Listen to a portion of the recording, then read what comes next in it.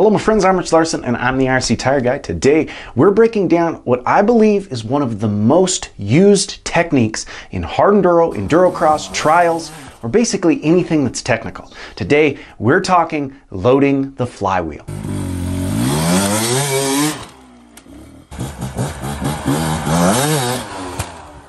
Now, we did a breakdown on this technique about 2 years ago. Since then, we've come a long ways, but the fact still remains. This may be one of the most important techniques there is when it comes to technical situations. Truthfully, we don't hear a lot of talk about this specific technique. And I think the more you riders can understand exactly what's happening within your engine and how the top riders are approaching just about every single obstacle that stands in their way, the better each of you will be able to progress in your own riding.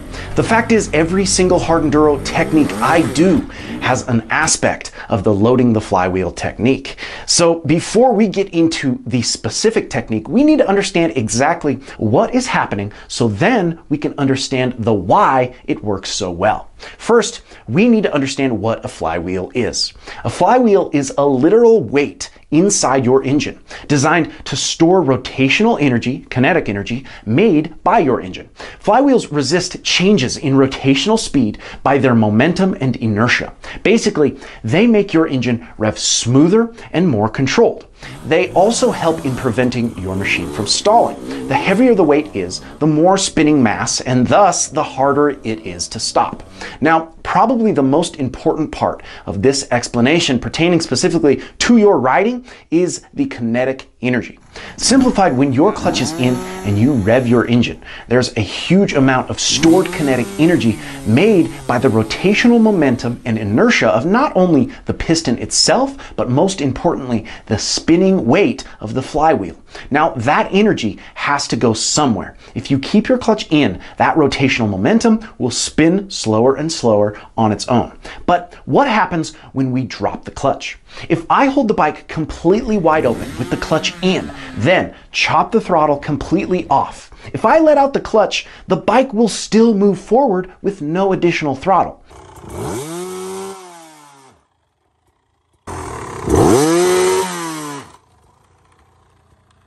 This is 100% stored kinetic energy made up by rotational momentum and inertia of your engine and the spinning weight, your flywheel. A simplified way for me to demonstrate both how and why we load the flywheel is showing the difference between using only throttle to pulse my bike forward compared to the same input of throttle while dragging the clutch in the friction zone.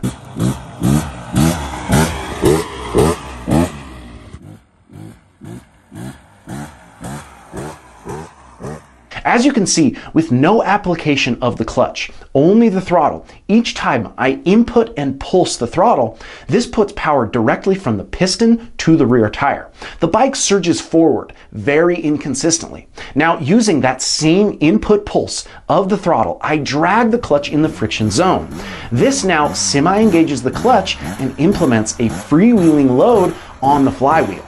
Basically, this power is being dispersed through the engaged clutch and flywheel while putting a more consistent control power to the ground.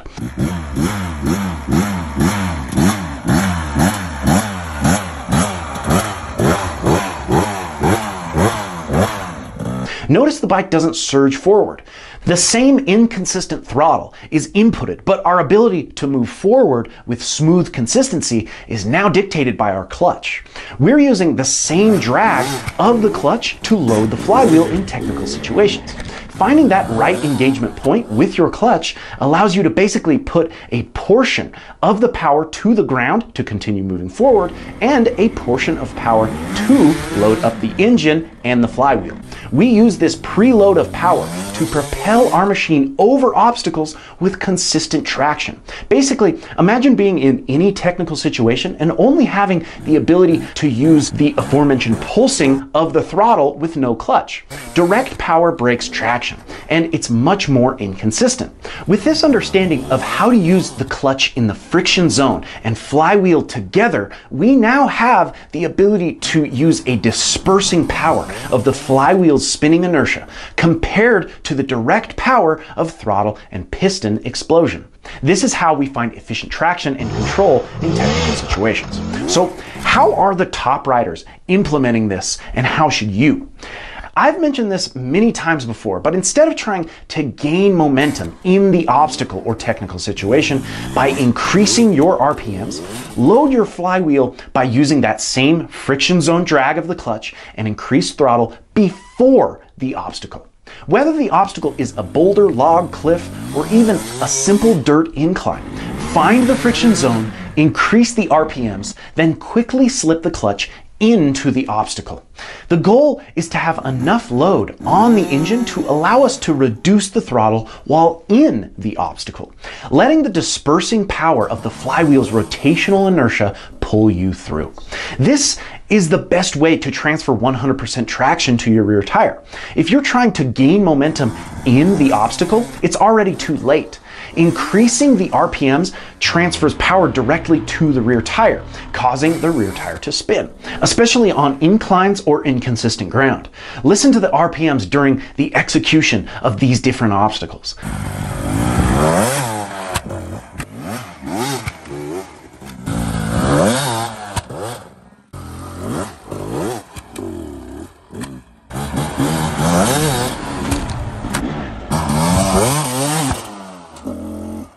Again, this isn't just used on double blips and boulders. I recommend practicing this on simple inclines. Approach the incline at a slow, controlled pace, hips back, attack position.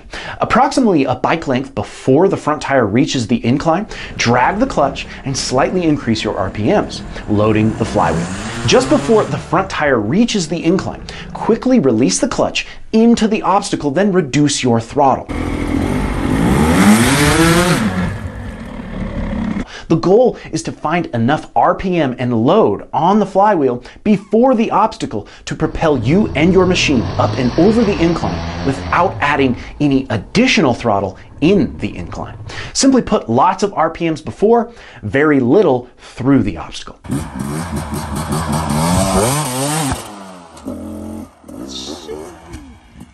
Mastering this loading the flywheel technique is an integral part of any hard enduro or technical situation. I hope this video helps you gain a deeper understanding of your engine and helps you improve on your riding skills. If you're enjoying the channel, make sure to like, comment, and subscribe, as well as follow us on Instagram at IRC Moto and my personal Instagram page at RichLarson511. And until next time, keep shredding.